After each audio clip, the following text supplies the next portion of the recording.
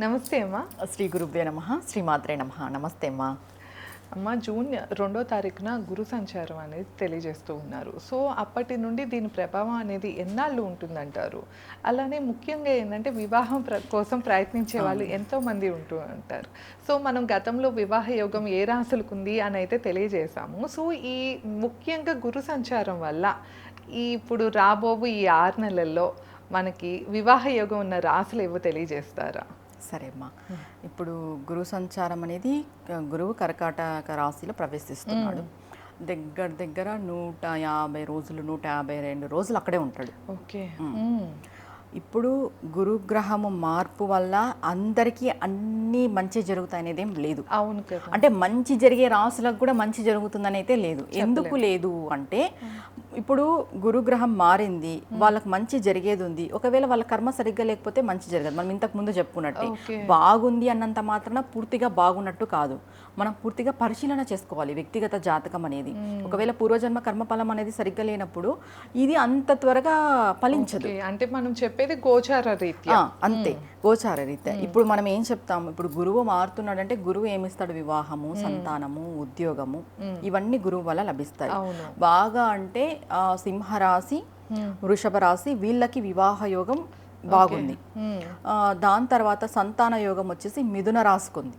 సంతాన యోగం వాళ్ళు ఇప్పుడు ప్రయత్నం చేస్తే, అంటే ఒకవేళ పిల్లలు కాని వాళ్ళు ఉంటారు కదా, పిల్లలు కాని వాళ్ళు చాలా ఏళ్ళగా ఎదురు చూస్తున్న వాళ్ళు అధిక ఇప్పుడు ప్రయత్నం చేస్తే, అంటే జూన్ 2 తర్వాత ప్రయత్నం చేస్తే అని కాదు, మనకు ఆగస్టు వరకు మౌఢ్యమి కూడా ఉంది, గురు మౌఢ్యమి కూడా ఉంది. ఆగస్టులో త్యాగం అవుతుంది. ఆగస్టు తర్వాత నుండి ప్రయత్నం చేయాలి. సంతానం కలిగే అవకాశాలు ఎక్కువ ఉన్నాయి. ఇంకా కన్యా రాశికి ఉద్యోగ ప్రాప్తి ఉంది. ఇన్ని రోజులుగా ఎవరికి ఉద్యోగం లేని వాళ్ళు ఉంటారు కదా, లేని వాళ్ళు లేదా ఉద్యోగంలో ఇబ్బంది పడుతున్న వాళ్ళు, అంటే పైనుండి ప్రెజర్స్ పడి అట్లే ఇగ్గుకొని వస్తూ ఉంటారు. అవును, అలాంటి వాళ్ళు లేదా ప్రమోషన్స్ కోసం ఎదురు చూసే వాళ్ళు ఉంటారు కదా, కన్యా రాశి వాళ్ళకైతే ఖచ్చితంగా ఉద్యోగ ప్రాప్తి ఉంది ఈ గురుగ్రహ మార్పు వల్ల. ఇంకొకటి, గురువు మారుతున్నాడు అని అంటే అందరికీ అంతో కొంత బాగుంటుంది, కొంచెమైనా బాగుంటుంది దాదాపు ఏ రాశికైనా. ఎందుకంటే గురువు అని అంటేనే మార్గదర్శనం చేసేది ఆయన. అలాంటి గురుగ్రహానికి అధిపతి అయిన గురువులు ఉన్నారు మనకి. అంటే మనం దక్షిణామూర్తి కానీ, దత్తాత్రేయ స్వామి కానీ, రాఘవేంద్ర స్వామి కానీ, ఇలాంటి వాళ్ళకి మనం సేవిస్తూ ఉండాలి. అంటే మాకు గురువు బాగున్నాడు, గురువు నుండి మంచి ఫలితం ఉంది అనుకున్న వాళ్ళు, ఇప్పుడు జాబ్ కావాలి, మీకు గురువు మారాడు. ఇప్పుడు కన్యా రాశి వాళ్ళదే చూద్దాము. మీకు జాబ్ రావాలి, గురువు మారాడు. గురువు మారడం వల్ల మీకు జాబ్ వచ్చే అవకాశం ఉంది. కానీ దాన్ని మీరు 100% యూటిలైజ్ చేసుకోవాలి అంటే మీ ఎఫర్ట్ ఉండాలి. అవును, నాకేదో గురువు మారినాడు, నేను ఊరికే ఇంట్లో కూర్చుంటే నాకు జాబ్ రావాలంటే రాదు. ఖచ్చితంగా మన ప్రయత్నం ఉండదు. మానవ ప్రయత్నం ఉంటే తర్వాత మాధవుడు ఫలితం అనేది ఇస్తాడు. ఇది ఖచ్చితంగా మనం గుర్తుపెట్టుకోవాలి. అండ్ నెక్స్ట్, ఈ గురువు నుండి మనం ఇంకా పూర్తిగా, అంటే ఇప్పుడు బాగున్న రాశులకి చెప్పాం కదా, సంతానము, వివాహము, ఉద్యోగం వీళ్ళకి కలుగుతుంది అని. ఇప్పుడు వృషభము, మిథునము, సింహ, కన్య, కర్కాటకము వీళ్ళందరికీ బాగుంది. వీళ్ళు ఏం చేయాలి? ఇంకా పూర్తిగా ఫలితాన్ని తీసుకోవాలి గురువు నుండి అని అంటే గురు సేవ చేయాలి. గురు సేవ చేయాలి. మనం పూర్తిగా 100% పూర్తి ఫలితం తీసుకుంటాం. గురువు బాగున్నాళ్ళని మనం నెగ్లెక్ట్ చేయడానికి లేదు. వీళ్ళు ఖచ్చితంగా గురు సేవ చేసినప్పుడు మీకు 100% ఫలితం ఉంటుంది. ఇప్పుడు గురువు నుండి బాగలేని వాళ్ళు రాసులు ఉంటారు కదా, ఇప్పుడు బాగలేని రాసులు కూడా ఉంటాయి. అంటే బాగలేదు అని అంటే గురువు ఏదో చేసేస్తాడని కాదు, మనకి నిజాలని బయట పెడతాడు. జీవితంలో గురువు, శని ఏం చేస్తారు అని అంటే మనకి నిజాన్ని అవగతం చేస్తారు మన జీవితంలో. వీళ్ళ ఈ 2 గ్రహాలు చేసే పనే ఇది. మనం ఏమనుకుంటాము, ఏదో మనకి బాగలేదు అంటే, ఇప్పుడు మనకి ఫ్రెండ్స్ ఉంటారు, వాళ్ళు మనతో నటిస్తూ ఉంటారు. ఎప్పుడైతే ఈ గ్రహస్థితి మారిన తర్వాత వాళ్ళ యొక్క నిజస్వరూపం మనకు తెలుస్తుంది. మనమేమో అయ్యో వాళ్ళు నన్ను ఇలా మోసం చేశారు, ఇన్ని రోజులు నేను వీళ్ళతో ఉన్నానా, అరే ఏంటి, బాధపడిపోతాం. కానీ మనం అక్కడ సత్యం తెలుసుకోవాలి. ఇది నిజస్వరూపము, ఇన్ని రోజులకి నాకు అర్థమయ్యేలాగా చేశావు స్వామి, అమ్మవారినో అయ్యవారినో, ఇది నిజం. ఈ శని గ్రహం కానీ గురుగ్రహం కానీ మనకి నిజాలు బయలు చేస్తారు. ఓకే, అదే నేను అడగబోతున్నామా. మీరు వచ్చేసి సింహరాశికి కూడా బాగుంది గురు సంచారం వల్ల అన్నారు. సో వాళ్ళకి వచ్చేసి అష్టమశని జరుగుతుంది కదా, ఎలా బాగుంటుంది అని అడగబోతున్నా, మీరే చెప్పారు. ఇప్పుడు గురువు ఏం చేస్తారు అని అంటే శుభ ఫలితాలు ఇస్తారనమాట. ఒకవేళ శని, అష్టమ శని, ఏలినాటి శని నడుస్తున్నా కూడా ఈ శని ప్రభావం తగ్గుతుంది గురువు వచ్చేసరికి. ఎందుకంటే గురువు అంటేనే హై, దేవతలకి కూడా హై గురువు. అంటే తల్లి తండ్రి గురువు దైవం అన్నారు. అంటే గురువు తర్వాతే దైవము. దైవం కూడా గురువుకి తల వంచాల్సిందే. అలాంటిది శని దశ నడుస్తున్నా కూడా ఈ శని లో అవుతుంది, తగ్గాల్సిందే గురువు హై అయినప్పుడు ఖచ్చితంగా. ఎందుకంటే ఒకసారి గురువు మనకి శుభాశుభ ఫలితాలు ఇవ్వాలి అనుకున్నప్పుడు ఏ గ్రహం కూడా ఏమి అడ్డు రాదు, అడ్డు వచ్చే అవకాశం కూడా లేదు. అంత తీవ్రంగా ఇస్తాడు శుభాశుభ ఫలితాలు గురువు ఇవ్వాలి అన్నప్పుడు. ఇప్పుడు గురువు సరిగ్గా లేని వాళ్ళు ఏం చేయాలి? ఉన్న వాళ్ళు ఖచ్చితంగా యూటిలైజ్ చేసుకోండి, గురు సేవ చేసుకోండి. మీకు స్వతహాగా గురువులు ఉంటే వాళ్ళతో ఆశీర్వాదం తీసుకోవడము, వాళ్ళకి ఏవైనా దానాలు ఇవ్వడము, దక్షిణ సమేతంగా ఇవ్వడము, ప్రతి ఒక్కటి గురువుకి సేవ చేసుకుంటూ రావాలి. ఈ 6 నెలలు ఎంత సేవ చేస్తే మీకు ఇంకా అంత ఎక్కువ ఫలితం ఉంటుంది.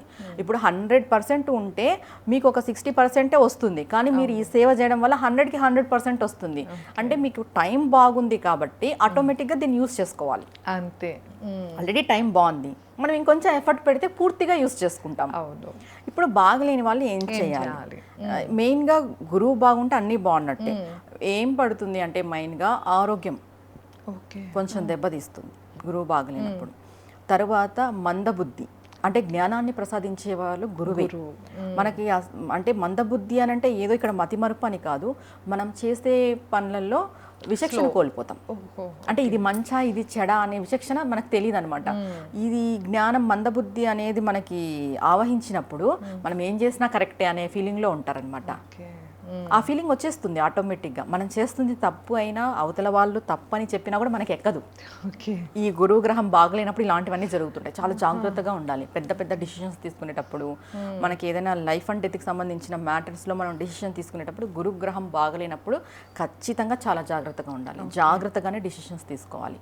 ఇప్పుడు వీళ్ళు ఏం చేయాలి అని అంటే దక్షిణామూర్తి స్తోత్రాలు పారాయణం చేసుకోవడము, గురువుకు సంబంధించిన దేవాలయాలు ఉంటాయి కదా, దత్తాత్రేయ టెంపుల్ కానీ, రాఘవేంద్ర స్వామి టెంపుల్ కానీ, లేదా రమణ మహర్షి, వీళ్ళంతా గురువులే మనకి.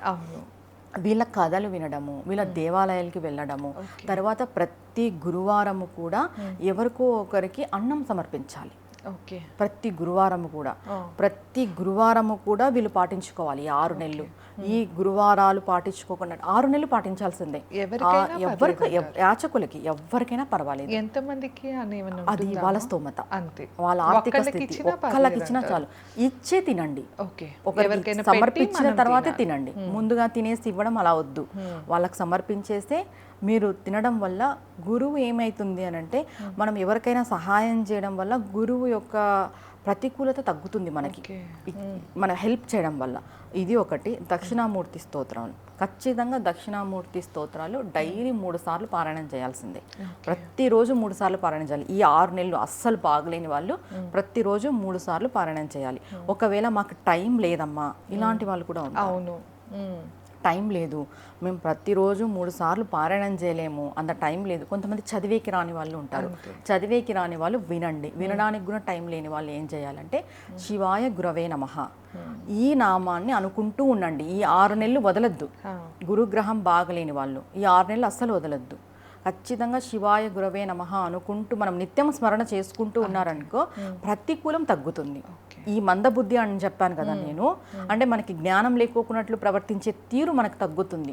ఆటోమేటిక్గా కొంచెం మనం అలర్ట్గా ఉంటాం విషయాలపైన. కంటిన్యూగా అనుకోవాలి మా లోపల. ఇంకా లేదు మేము అట్లా అనుకోలేము, కొంతమంది టీచింగ్ ఫీల్డ్లో ఉంటారు, కొంతమంది ఐటీ ఫీల్డ్లో ఉంటారు, మేము అలా నిత్యము చేసుకోలేము అని అంటే 108 టైమ్స్ ప్రతిరోజు చేసుకోవాలి. ఇంకా ఈ శనగలు ఉంటాయి కదా మనకి, సీడ్స్, శనగలు. ఈ శనగలు ప్రతి గురువారం టెంపుల్లో ఇవ్వడము, ఏదో ఒక టెంపుల్లో మనం ఇవ్వాలి ప్రసాదంగా. ఈ శనగలు పంచడం ద్వారా కూడా మనకి గురుగ్రహం యొక్క ప్రతికూలత తగ్గుతుంది. ఉడకపెట్టి ఇవ్వాలి, నానబెట్టి ఉడకపెట్టి ఇలా ఇవ్వాలి. ఇలా చేసుకుంటూ వస్తే ఖచ్చితంగా గురువు నుండి వచ్చే ప్రతికూలత తగ్గుతుంది. మనకు అనుకూలత లేకపోయినా పర్వాలేదు, ఈ ప్రతికూలత అనేది తగ్గించుకోవాలి. ఇది బాగలేని రాసుల వాళ్ళకి. బాగున్న రాసుల వాళ్ళు మీరు గురుసేవ చేసుకోండి. ఇంకొకటి, బాగున్న రాసుల వాళ్ళు బాగలేని రాసుల వాళ్ళు చేయాల్సింది ఏంటంటే గురువుకి పాదసేవ. గురువు యొక్క పాదసేవ చేసుకోవడము, గురుపాదుక స్తోత్రాలు అనే స్తోత్రాలు కూడా ఉన్నాయి. దక్షిణామూర్తి స్తోత్రాలు ఉన్నాయి, గురుపాదుక స్తోత్రాలు ఉన్నాయి. గురుపాదుక స్తోత్రం చేసుకోవడము, మీ గురువులు అంటే మానసికంగా శారీరకంగా ఉంటారు, అంటే డైరెక్ట్గా ఉంటారు కదా గురువులు, మంత్రోపదేశం ఇచ్చిన గురువులు కానీ, ఇంటికి పెద్దగా ఒక గురువు వస్తుంటారు. మామూలుగా నార్త్ ఇండియా సైడ్ అయితే ప్రతి ఇంటికి ఒక గురువు ఉంటారు, పెట్టుకుంటారు వాళ్ళు, అట్లా పెద్దలు నిర్ణయిస్తారు. అలాంటి వాళ్ళు ఏం చేస్తారు అంటే మీకు ప్రత్యక్షంగా గురువు ఉన్నాడు అంటే ఖచ్చితంగా గురువుకి పాదసేవ చేసుకోండి.